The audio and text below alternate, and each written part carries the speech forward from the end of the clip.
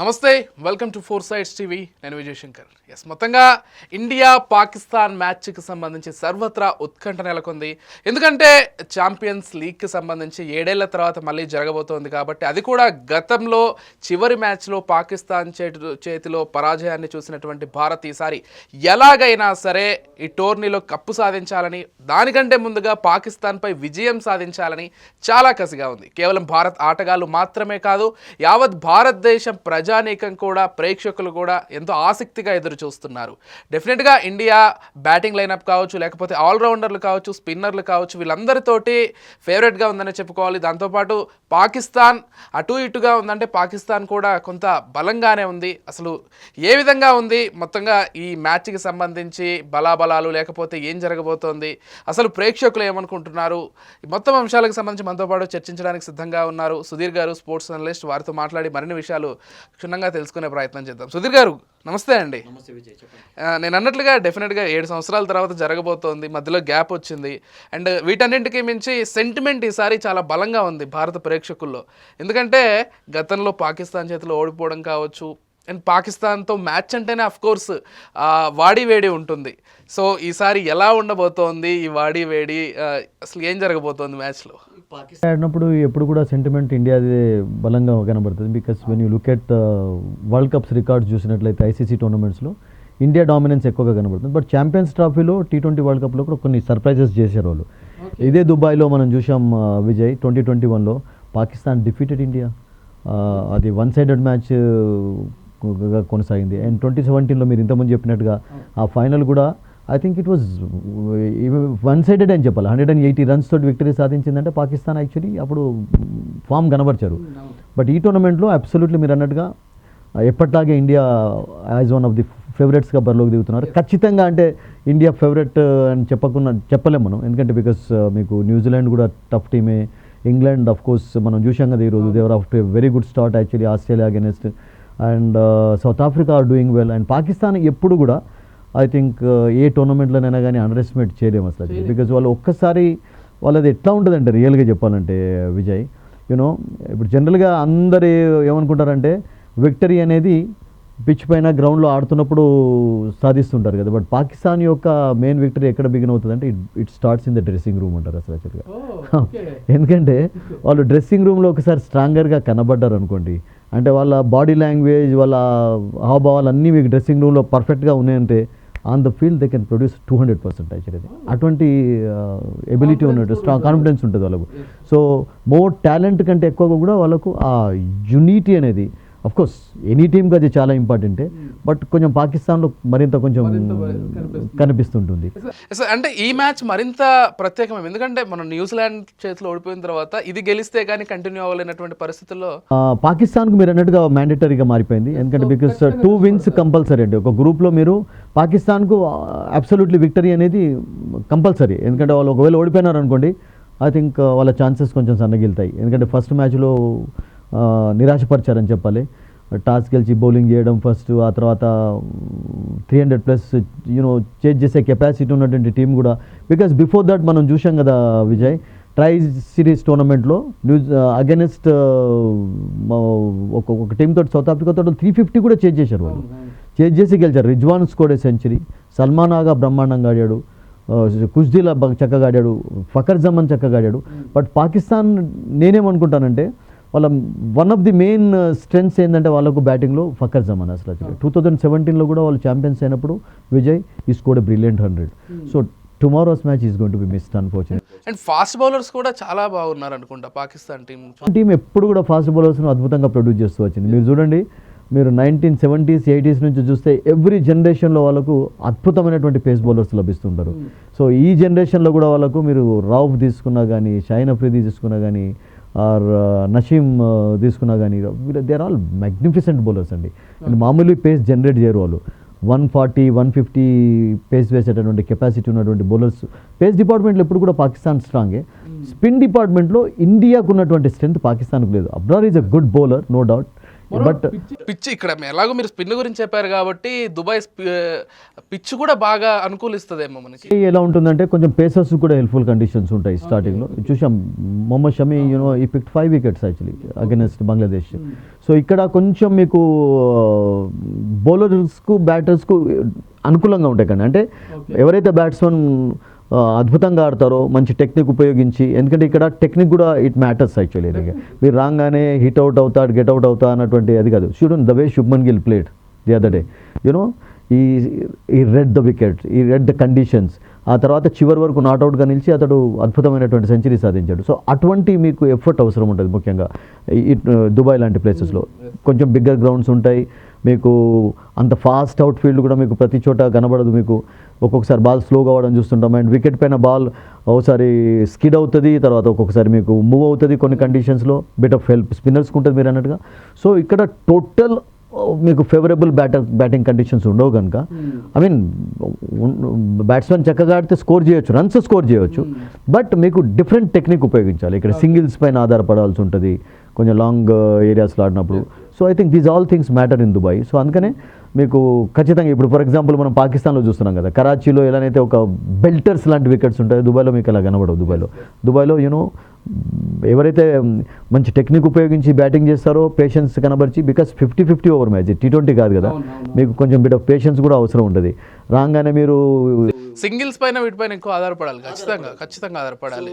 ఇక్కడ అప్రోచ్ డిఫరెంట్గా ఉంటుంది దుబాయ్లో. సో ఐ థింక్ మ్యాచ్ అయితే ఎక్సైటింగ్ ఉంటుంది, డౌట్ లేదు. బికాస్ ఈ రైవల్ ఎవరెవరి మీద జరగబోతుంది, ఎందుకంటే ఇప్పుడు ఇండియా బ్యాటింగ్ లైనప్ చూసుకున్నట్లయితే ఒకవైపు కోహ్లీ కావచ్చు, శర్మ కావచ్చు, లేకపోతే మీరు శుభన్ గిల్ కావచ్చు, శ్రేయస్ అయ్యర్ కూడా బాగా షార్ప్ అయ్యాడు ఈ మధ్య చూసుకున్నట్లయితే. ఒకటి క్లియర్గా మీకు షాహిన్ అఫ్రిది చెప్పినట్టుగా, అంటే మీకు క్యాండిడ్ ఒపీనియన్ తీసుకోవాలి అంటే I think India has got more match winners than Pakistan at present టీంలో. అయితే పాకిస్తాన్ టీంలో కనీసం ఒక 3-4 మెంబర్స్ ఉండేది, వాళ్ళు ఒకళ్ళు ఫెయిల్ అయినా ఒకళ్ళు మ్యాచ్ గెలిచే కెపాసిటీ ఉండేది. ఇప్పుడు for example Waqar Younis and Wasim Akram ఉన్న రోజులలో వకార్ యూనిస్ ఒకవేళ బౌలింగ్లో ఫెయిల్ అయినట్లయితే మీకు వసీం అక్రమ్ వికెట్స్ తీసేవాడు. అలా మీకు ఒకళ్ళు కాకుంటే ఒకళ్ళు విక్టరీ సాధించారు. బట్ అన్ఫార్చునేట్లీ ఇప్పుడు ఉన్నటువంటి టీంలో మీకు ఇప్పుడు ఫకర్ జమాన్ కూడా దూరం కావడంతో వాళ్ళకు మెయిన్ మ్యాచ్ విన్నర్స్ ఎవరు అంటే మీకు రిజ్వాన్ ఒకడు, తర్వాత మీకు బాబర్ అజం, బౌలింగ్లో మీకు షాహిన్ అఫ్రిది. అండ్ రౌఫ్ ఈజ్ అంటే మ్యాచ్ విన్నరే అతడు బౌలింగ్లో. అతను మొమెంటం రిథంతో బౌలింగ్ చేస్తున్నప్పుడు అతన్ని ఫేస్ చేయడం కూడా చాలా కష్టంగా ఉంటుంది. సో పాకిస్తాన్ టీంలో ఓన్లీ 3-4 మెంబర్సే ఇప్పుడు ప్రజెంట్గా మ్యాచ్ విన్నర్స్ ఉన్నారు. అండ్ ఇండియన్ టీమ్స్లో మీరు చూసినట్లయితే మీకు Rohit is a match winner, Shubman is becoming a match winner now, Virat Kohli has always been a match winner. మీకు అక్షర్ పటేల్ కూడా బౌలింగ్ తోటి బ్యాటింగ్ తోటి మీకు మ్యాచెస్ గెలిపిస్తున్నాడు. Hardik Pandya is a match winner, Jadeja మీకు మ్యాచ్ విన్నర్గా కూడా అప్పుడప్పుడు ఉపయోగపడుతుంటాడు. So I think team balance విషయం చూసినట్లయితే India is on paper stronger than Pakistan.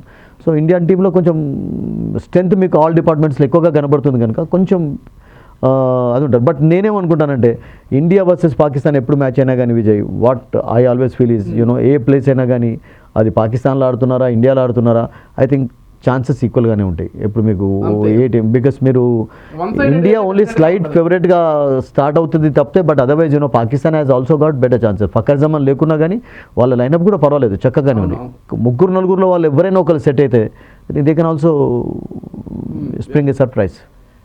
And ఇంకో విషయం ఏంటంటే నాకు తెలిసి ఒక 15 పరుగులు చేస్తే అత్యంత వేగంగా 14,000 పరుగులు చేసిన లిస్టులో విరాట్ కోహ్లీ ఉండబోతున్నాడు. కాబట్టి పరుగులకు సంబంధించి వ్యక్తిగత ఇంట్రెస్ట్లు కూడా కనిపిస్తాయేమో మరి. ఒకటి అండి, నేను ఎప్పుడు కూడా ఈ రికార్డ్స్ విషయం మనం ఎంత తక్కువ మాట్లాడదు, ఎందుకంటే because records are meant to be broken అండి.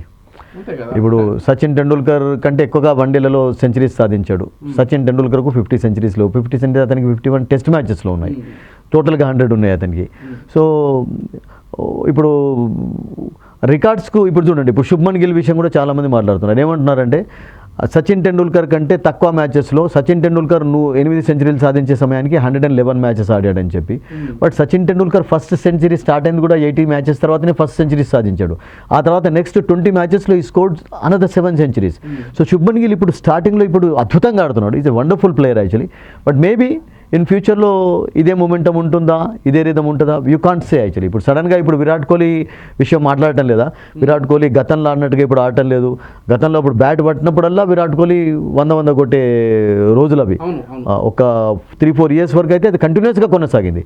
రోహిత్ శర్మ కూడా ఒక వరల్డ్ కప్లో వరుసగా ఒక 5 సెంచరీస్ సాధించాడు. బట్ అదే రోహిత్ శర్మ విషయం ఈరోజు ఎలా మాట్లాడుకుంటున్నారు విజయ్ అందరూ, రోహిత్ శర్మ కొంచెం ఫామ్లో ఉండటం లేదు.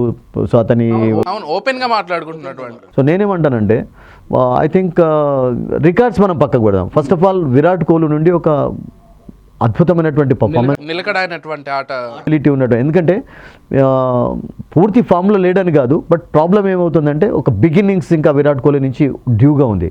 మీకు పెర్త్లో సెంచరీ సాధించిన తర్వాత మళ్ళీ ఒక 50 ఎప్పుడు చూసాం అగైనెస్ట్ ఇంగ్లాండ్, ఇండియాలో 50 చూసాం. అండ్ కొంచెం స్ట్రగుల్ అవుతున్నాడు. స్ట్రగుల్ మీరు రీజన్స్ ఏమంటారో I don't know. If you say maybe age కూడా ఒక రీజన్ కావచ్చు, చెప్పండి కదండి. ఇప్పుడు సచిన్ టెండూల్కర్ మీరు చూడండి, లాస్ట్ 27-28 ఇన్నింగ్స్లో ఒక సెంచరీ కూడా స్కోర్ చేయలేదు. అండ్ లాస్ట్ ఫైనల్ టెస్ట్ మ్యాచ్లో కూడా 70+ రన్స్ స్కోర్ చేసి రిటైర్ కావాల్సి వచ్చింది.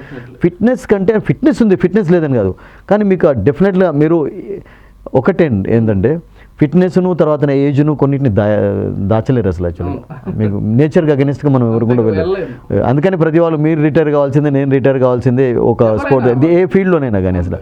సో ఆ ప్రభావం కొంచెం కనబడుతుందండి డెఫినెట్గా. అంటే ఆ చిన్న చిన్న లోపాలు అనేవి మీకు మేబీ అవి భూతత్వంలో పెట్టి చూస్తేనే తెలుస్తుంది మీకు వాటిని. సో అయితే there are some issues. Sudheer గారు, ఇప్పుడు హరీష్ రాఫ్ ఎవరైతే పాకిస్తాన్ బౌలర్ ఉన్నారో ఆల్రెడీ కామెంట్ చేసేసాడు, 7 ఏళ్ల ముందు ఏం చూసామో ఇప్పుడు మళ్ళీ అదే రిపీట్ అవబోతుంది అంటూ రెచ్చగొట్టి వ్యాఖ్యలు చేయడం. రెచ్చగొట్టడం అంటే వాళ్ళ సెల్ఫ్ కాన్ఫిడెన్స్ వాళ్ళు ప్రదర్శించారు. బట్ డెఫినెట్గా ఐ మీన్ మ్యాచ్లోకి వచ్చేసరికి ఇటువంటి మాటలన్నీ కూడా బాగా ఆడాలనేటువంటి ఒక కసిని తీసుకొస్తాయి, లేకపోతే ఇదేమైనా నెగిటివ్ అయ్యి కోపంలో ఆడడం ఇటువంటివి ఏమైనా జరుగుతాయా? ఒకటండి, ఏ టీం అయినా కానీ కొన్ని స్ట్రాటజీస్ తోటే వాళ్ళు వస్తారు. ఇప్పుడు వాళ్ళకి తెలుసు. ఇప్పుడు ఫస్ట్ ఆఫ్ ఆల్ ఏంటంటే ఇండియాను ఓడించాలి అంటే పాకిస్తాన్ చేయాల్సింది ఏంటంటే ఇండియన్ టాప్ ఆర్డర్ను వాళ్ళు కొలాప్స్ చేస్తే తప్ప, వాళ్ళు మిడిల్ ఆర్డర్ స్ట్రాంగ్గా ఉన్నా లోవర్ ఆర్డర్ స్ట్రాంగ్గా ఉన్నా కానీ మెయిన్ బలం ఇండియాకి ఎక్కడ ఉంది అంటే టాప్ 3 బ్యాటర్స్. ఇప్పుడు మీరు అందులో శుభ్మన్ గిల్ను కూడా ఇంక్లూడ్ చేయొచ్చు. శుభ్మన్ గిల్ను మెయిన్గా ఇంక్లూడ్ చేయాలి, because is the main player అయిపోయినారు అసలు. శుభ్మన్ గిల్, రోహిత్ శర్మ, విరాట్ కోహ్లీ, శ్రేయస్ అయ్యర్, ఈ 4 బ్యాట్స్మెన్స్లో అంటే 4 బ్యాట్స్మెన్లో 4 బ్యాటర్స్లో మీకు ఎవరైనా ఇద్దరు కనీసం ఒక 30-40 ఓవర్స్ వరకు ఉన్నారనుకోండి, ఐ థింక్ రన్స్ వస్తాయి మీకు డెఫినెట్గా. మీరు ప్రతిసారి కూడా అదే జరుగుతుంది. And fortunately for India Shubman Gill has been అంటే చాలా కన్సిస్టెన్సీ కనబరుస్తున్నాడు. మీరు చూడండి అగెనెస్ట్ ఇంగ్లాండ్ కూడా ఫస్ట్ మ్యాచ్లో హాఫ్ సెంచరీ సాధించాడు, ఆ తర్వాత మళ్ళీ అద్భుతంగా ఆడాడు, మళ్ళీ ఒక సెంచరీ సాధించాడు. ఇప్పుడు ఫస్ట్ మ్యాచ్లోనే అతడు అగెనెస్ట్ బంగ్లాదేశ్ సెంచరీ సాధించినాడు. సో ఇంకొక సెంచరీ కోసం వెయిట్ చేస్తున్నారు శుభ్మన్ గిల్ నుంచి. బికాస్ నేనేమంటానంటే ఇండియన్ మేడ్ బ్యాటింగ్ అంటే మీకు లోవర్ ఆర్డర్ వరకు స్ట్రెంత్ ఉన్నా కానీ ఫస్ట్ 4 బ్యాటర్స్లో ఎవరైతే 35-40 ఓవర్స్ వరకు ఉంటారో అప్పుడు ఇండియాకి రన్స్ ఎక్కువగా వస్తాయి. మీరు if you want to put up a big total against Pakistan or next against New Zealand March 2 రోజు, ఐ థింక్ ఈ టాప్ బ్యాటర్స్లో ఎవరైనా ఒకళ్ళు ఒక సెంచరీ సాధించాలి, కానీ ఒక బిగ్ ఇన్నింగ్స్ ఆడాలి, అప్పుడే మీకు సాధ్యమవుతుంది. అంటే మీరు అన్నట్లుగా ఇప్పుడు టాస్ కూడా చాలా కీలకం అవుతుంది. ఎందుకంటే ముందు బ్యాటింగ్ చేయాలంటే లేకపోతే ఏది చూస్ చేసుకుంటారు, ఒకవేళ టాస్ గెలిస్తే ఈ చర్చ కూడా ఎక్కువగా జరుగుతుంది. ఇప్పుడు టాస్ చూస్ చేసుకున్న తర్వాత పాకిస్తాన్ పరిస్థితి ఏమైపోయింది, వాళ్ళు న్యూజిలాండ్ బ్యాటింగ్ చేయమని కోరారు, చేజ్ చేయలేకపోయారు. ఆ చేజింగ్లో కూడా అఫ్కోర్స్ చాలా ప్రాబ్లమ్స్ ఎదుర్కొన్నారు. స్టార్టింగ్ సరిగ్గా అందలేదు వాళ్ళకు. బాబర్ ఆజం చాలా స్లోగా ఆడడం చూసాం. ఫకర్ జమాన్కి ఇంజరీ కావడంతో షకీల్ను ఆడించారు ఓపెనర్గా, అది వర్కౌట్ కాలేదు వాళ్ళకు. సో కొన్ని స్ట్రగుల్స్ చూసాం. ఇప్పుడు ఈరోజు ఫర్ ఎగ్జాంపుల్ ఇంగ్లాండ్ మనం ఆస్ట్రేలియా మ్యాచ్ చూసుకున్నట్లయితే మన డిస్కషన్ స్టార్ట్ చేయకముందు ఆస్ట్రేలియా టాస్ గెలిచి బౌలింగ్ ఎంచుకున్నారు. But England are also up to very rollicking start వచ్చింది ఇది. అంటే మీరు బ్యాటింగ్ చేసినప్పుడు ఒక మంచి టోటల్ చేస్తే సెకండ్ టైం చేజింగ్ చేయడం కూడా కష్టం అవుతుంది. ఎందుకంటే ఒక్కొక్కసారి సడన్గా మీకు ఫ్లడ్ లైట్స్లో ఎలా ఉంటాయంటే బాల్ ఒక్కొక్కసారి స్కిడ్ అవుతుంది, మూవ్ అవుతుంది. అంటే ఫ్లడ్ లైట్లో అంటే ఎలా ఉంటుందంటే ఇప్పుడు కత్తి మీద చానబెట్టినట్టుగా ఎటైనా టర్న్ కావచ్చు. సో నేనేమనుకుంటానంటే బ్యాటింగ్ ఫస్ట్ ఆ బ్యాటింగ్ సెకండ్ అనేది ఇంపార్టెంట్ కాదండి. బ్యాటింగ్ ఫస్ట్ చేసినప్పుడు కూడా ఒక డీసెంట్ టోటల్ ఏదైతే టీం చేయగలుగుతుందో వాళ్ళకు బౌలింగ్ ఒకవేళ మీకు రిసోర్సెస్ ఉన్నాయనుకోండి యూ కెన్ కంట్రోల్. ఇప్పుడు ఇండియాకు ఫర్ ఎగ్జాంపుల్ బౌలింగ్ కూడా అద్భుతంగా ఉంది కనుక ఐ థింక్ బ్యాటింగ్ ఫస్ట్ చేసి అగెనెస్ట్ పాకిస్తాన్ లాంటి టీమ్స్ పైన కట్టడి ఇన్ ద సెన్స్ అంటే 270 స్కోర్ చేశారనుకోండి, that can be a good total against Pakistan. ఇప్పుడు పాకిస్తాన్ కూడా స్టార్టింగ్లో బ్యాటింగ్ చేసి వాళ్ళు 270-280 స్కోర్ చేశారనుకోండి against India, that can be a good total for them. ఎందుకంటే వాళ్ళకు కూడా 3 జెన్యూన్ పేస్ బౌలర్స్ ఉన్నారు వాళ్ళు. అండ్ ఒక్క పేస్ బౌలర్ ఎవరైనా కానీ కొంచెం టాప్ ఆర్డర్ను కొలాబ్స్ చేసే పరిస్థితి చేశారు. It happened. కాలేదా 2017లో మొహమ్మద్ అమీర్ collapse చేస్తే చాలు. చేశారు. షాహిన్ అఫ్రీది 2021 వరల్డ్ కప్లో విరాట్ కోహ్లీ, తర్వాత రోహిత్ శర్మ అందరినీ అవుట్ చేయగలిగాడు రాహుల్ను. సో అలా ఒక స్పెల్ పైన ఆధారపడి. అట్లాగే షమి, మీరు అన్నాడు షమి అద్భుతంగా బౌలింగ్ చేశాడు. షమితో పాటు హర్షద్ రానా ఆడా కానీ, లేకుంటే హర్షదీప్ సింగ్ ఆడించా, లేకుంటే మీకు హార్దిక్ పాండ్యా స్టార్టింగ్లో బౌలింగ్ చేశా, ఏ ఒక్క బౌలర్ అయినా కానీ మంచి బౌలింగ్ చేసినట్లయితే థింగ్స్ టోటల్గా మీకు డిఫరెంట్. పాండ్యా గురించి చెప్పారు కాబట్టి ఇప్పుడు రోహిత్ శర్మ కావచ్చు, పాండ్యా కావచ్చు, వీళ్ళు మన బంగ్లాదేశ్తో మ్యాచ్లో క్యాచ్ పట్టాల్సినటువంటి వాటి కూడా మిస్ చేశారు. అంటే ఫీల్డింగ్ విషయంలో ఎంతవరకు స్ట్రాంగ్ ఉంది ఇండియా అంటే ఏం చెప్తారు? I think India is strong side కాదని కాదు. Hardik Pandya is a terrific fielder. Axar Patel కూడా చాలా డీప్లో మీకు మంచి ఫీల్డింగ్ చేస్తారు. శ్రేయస్ అయ్యర్ మనం చూసాం అగెన్స్ట్ ఇంగ్లాండ్, ఆ రన్అట్ ఫస్ట్ సాల్టన్ చేసిన తర్వాతనే టోటల్గా మ్యాచ్లో చేంజెస్ చూసాం మనం. సో ఇండియన్ ఫీల్డింగ్ సైడ్లో ఇప్పుడు మీకు Jadeja you can just walk in to any team as a fielder. మీరు బౌలర్గా బ్యాటర్గా కాకుండా కానీ జడేజాను ఆల్రౌండర్ పక్కకు పెట్టండి. మీరు జడేజాని ఎవరైనా ఫర్ ఎగ్జాంపుల్ మీకు ఒక ఫీల్డర్ మంచి ఫీల్డర్ కావాలంటే కూడా you can take him actually. Think అటువంటి ఎబిలిటీ ఉన్నటువంటి ఫీల్డర్ అతను. అంత అద్భుతమైనటువంటి ఎజిలిటీ ఉంది అతనికి. And even at this age also అదే చురుకుతనం కనబరుస్తున్నాడు. So Virat Kohli we know that you can field any position. Rohit Sharma కూడా స్టార్టింగ్లో చాలా అద్భుతమైనటువంటి ఫీల్డర్. ఇప్పుడు కొంచెం డిఫరెంట్ రెస్పాన్సిబిలిటీస్ తోటి స్లిప్లో ఫీల్డింగ్ చేస్తున్నాడు, షార్ట్ ఎక్స్ట్రా కావాలి. బట్ అదర్వైజ్ ఈ was also magnificent. Shubman Gill మనందరికీ తెలుసు ఎటువంటి క్యాచెస్ తీసుకుంటున్నాడు. So Indian fielding side is not bad. మీరు అన్నట్టుగా క్యాచెస్ డ్రాప్ అవుతున్నాయంటే అప్పుడప్పుడు అవుతుంటాయి. క్యాచెస్ మీకు మ్యాచెస్ యొక్క రూపాన్ని మార్చేస్తాయి, అందులో డౌటే లేదు. But at the same time sometimes it happens. You drop loose catches and you take some terrific catches. It's part of game అండి. బట్ ఆ తర్వాత రికవరీ చేసుకొని మ్యాచ్లో విక్టరీ సాధించడం అనేది important. And that India did. And coming to Pakistan బ్యాట్స్మెన్లు, ఇప్పుడు బాబర్ అజాం కావచ్చు, వీళ్ళ బ్యాటింగ్ లెవెల్ కూడా ఇప్పుడు చాలా బాగుంది. సో వాళ్ళని కూడా తక్కువ అంచనా వేయడానికి లేదు. మీరు అన్నట్లుగా ఖచ్చితంగా వాళ్ళు ఒకవేళ బ్యాటింగ్ ఫస్ట్ తీసుకొని 270 లేకపోతే 280 పరుగుల వరకు వెళ్ళే ఛాన్స్ లేదని మాత్రం చెప్పలేం. ఇలాంటి వికెట్ పైన అబ్సల్యూట్లీ 250+ ఏదైనా కానీ మీకు కంట్రోల్ చేసే ఛాన్స్ ఉండేది. అగైన్స్ బంగ్లాదేశ్ 229 కూడా ఇండియా అంత ఎఫర్ట్లెస్ గేమ్ విక్టరీ సాధించలేదు. India needed some partnership. Shubman Gill last వరకు ఆడాడు. తర్వాత రాహుల్ కూడా మీరు అన్నారు కదా క్యాచ్ డ్రాప్ అన్నారు. రాహుల్ కూడా వచ్చిన తర్వాత ఇమీడియట్గా క్యాచ్ డ్రాప్ అయింది. ఒకవేళ అదే పరిస్థితిలో ఫర్ ఎగ్జాంపుల్ ఇండియా మరొక వికెట్ కోల్పోయినట్లయితే it could been a different story. So ఇలా మారుతూ ఉంటుంది. సో నేనేమనుకుంటానంటే దుబాయ్లో ఇలాంటి కండిషన్స్లో దుబాయ్ లాంటి వికెట్ పైన ఐ థింక్ 250+ ఎనీథింగ్ అయినా 260+ ఎనీథింగ్ అయినా కానీ అది ఒక మంచి విక్టరీ సాధించేందుకే ఛాన్సెస్ ఉంటాయి ఏ టీంకైనా, ఇండియా కావచ్చు పాకిస్తాన్ కావచ్చు. బికాస్ పాకిస్తాన్ బౌలింగ్ స్ట్రాంగ్గా ఉంది, ఇండియన్ బౌలింగ్ స్ట్రాంగ్గా ఉంది. ఇండియాకు మెయిన్ స్ట్రెంత్ ఎక్కడ ఉంది అంటే మెయిన్గా బౌలింగ్లో, స్పిన్నింగ్ బౌలింగ్లో కొంచెం ఎక్కువగా బలం ఉంది అసలు actually. But Pakistan batters don't forget Vijay, they are very good players of spin bowling actually. మీకు రిజ్వాన్ కానివ్వండి అండ్ మీకు బాబర్ అజమ్ కానివ్వండి, they use the feet well actually. And ఆ కెపాసిటీ వాళ్ళకు ఉంది. So it's going to be an interesting battle. And ఇంకొక విషయం ఏంటంటే స్ట్రెస్ని తీసుకోగలుగుతారా పాకిస్తాన్ వాళ్ళంటే? రీసెంట్ మ్యాచెస్ మనం గమనించినట్లయితే అంత ఒత్తిడిని తీసుకోలేకపోతున్నారేమో. ఒత్తిడి అన్నారు కనుక నేను ఒక పాయింట్ ఇక్కడ యాడ్ చేస్తాను విజయ్. ముఖ్యంగా మీరు చూడండి Babar Azam actually is such a magnificent player. ఇప్పుడు ఉన్నటువంటి ప్రజెంట్ జనరేషన్ టాప్ క్రికెటర్స్లో బాబర్ అజమ్ పేరు విరాట్ కోహ్లీ తోటి, జో రూట్ తోటి ఎప్పుడు కూడా చర్చిస్తూ ఉంటారు అందరు కూడా. ఓకే, సో బట్ అటువంటి ప్లేయర్, అంత ఎబిలిటీ ఉన్నటువంటి player I don't know actually reasons నాకు తెలియదు. ఎంత ఫ్రీడమ్గా ఆడితే అంత మంచిది అతడు కూడా. మీరు పాకిస్తాన్ బ్యాటింగ్ అన్నారు కదా, ఒకవేళ గిట్ట మీకు బాబర్ ఆజమ్ మంచి ఫ్రీడమ్ కనబరిచి రన్స్ స్కోర్ చేసినట్లయితే, బికాస్ ఈ హ్యాస్ గాట్ ఎవ్రీ స్ట్రోక్, అన్ని స్ట్రోక్స్ ఆడగలుగుతాడు. కట్ ఆడతాడు, డ్రైవ్స్ ఆడతాడు, పుల్ షాట్స్ ఆడతాడు, హుక్స్ ఆడతాడు, లాఫ్టెడ్ షాట్స్ ఆడతాడు. మీరు ఒక చిన్న ఎగ్జాంపుల్ ఇవ్వాలంటే మొన్న ఒక మ్యాచ్లో, ట్రై సిరీస్లో జరుగుతున్నటువంటి మ్యాచ్లో ఒక నొబ్బాల్ తర్వాత ఒక ఫ్రీ బాల్ని ఎట్లా హిట్ చేశాడో చూడండి, అద్భుతంగా హిట్ చేశాడు. సో అంత కెపాసిటీ అతనికి ఉంది. అంటే దాని అర్థం ఏంటంటే అటువంటి బాల్ పడుతున్నప్పుడు అది నొబ్బాల్ కనుక ఫ్రీడమ్ ఎక్కువ ఉంటుంది కనుక కొంచెం ఫ్రీగా ఆడగలిగాడు. బట్ మెయిన్ మ్యాచెస్ వచ్చేసరికి ఏంటంటే ఆ ప్రెషర్లో కొంచెం ప్రెషర్కు గురవుతున్నాడు. సో అలా ప్రెషర్కు గురి కాకుండా అతడు ఫ్రీడమ్ తోటి ఆడినట్లయితే, ఈవెన్ రిజ్వాన్ పైన ఇప్పుడు డబుల్ ప్రెషర్ ఉంది అండ్ బాబర్ పైన ఇప్పుడు ఎటువంటి ప్రెషర్ లేదు. బికాస్ క్యాప్టెన్సీ నుంచి అతడు ఈ opted himself out actually. So ఇప్పుడు ఎటువంటి రెస్పాన్సిబిలిటీ క్యాప్టెన్గా లేడు. ఇప్పుడు కావాల్సింది ఏంటంటే మీకు రిజ్వాన్కు మంచి సపోర్ట్ అందించాలి. అండ్ రిజ్వాన్ యొక్క మెయిన్ హోప్స్ అన్నీ కూడా ఎవరిపైన ఉన్నాయంటే ఇప్పుడు ఫకర్ జమాన్ లేకపోవడంతో everything is going to be on Babar Azam అని చెప్పి వాళ్ళు డిపెండ్ అవుతున్నారు. బికాస్ బాబర్ అంటే ఇప్పుడు మీరు చెప్పేదాన్ని బట్టి లేకపోతే మనం ఒక్కసారి అంచనా వేసుకున్నట్లయితే ఒకవేళ టాస్ గెలిచి భారత్ బ్యాటింగ్ తీసుకుంటే ఎక్కువగా ప్లస్ పాయింట్ అవుతుందేమో, ఎందుకంటే ఒక 250 ప్లస్ స్కోర్ చేస్తే ఆ ఒత్తిడి కూడా పడుతుంది వాళ్ళ పైన. అలాంటి టీం పైన చేజింగ్ కంటే ఎక్కువగా బ్యాటింగ్ చేసి ఒక స్కోర్ పుటప్ చేయడమే చాలా important. Even Pakistan also would like to do the same thing, unless మీకు ఏమన్నా బౌలర్ ఫ్రెండ్లీ కండిషన్స్ కనబడుతుంది. ఒక్కొక్కసారి ఎలా ఉంటాయంటే దుబాయ్లో డోంట్ ఫర్గెట్ లాస్ట్ ఇయర్ లాగానే ఈ మ్యాచ్ కంటే ముందు, బంగ్లాదేశ్ మ్యాచ్ కంటే ముందు కూడా దుబాయ్ ఎక్స్పీరియన్స్డ్ రెయిన్స్ యాక్చువల్లీ. మీకు ప్రాక్టీస్ సెషన్స్ కూడా రెగ్యులర్గా జరగలేదు. సో దుబాయ్లో కొంచెం వర్షం ఛాన్సెస్ కూడా కనబడుతున్నాయి. Last year you remember Dubai మొత్తం కూడా ఇట్ వాజ్ లాస్ట్ మొత్తం వర్షం మొత్తం చేసింది అది. గుర్తుంది కదండి.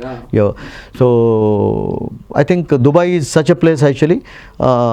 వర్షం రెగ్యులర్గా ఉండదు అక్కడ, బట్ ఉంటే మాత్రం ఇప్పుడు వారం రోజుల వరకు కూడా పడుతుంటుంది. అండ్ రెయినీ కండిషన్స్లో ఒకవేళ ఫర్ ఎగ్జాంపుల్ మ్యాచ్ కంటే ముందు ఒక 1 hour వాన పడింది అనుకుందాం, అప్పుడు మీకు కండిషన్స్ మారుతాయి.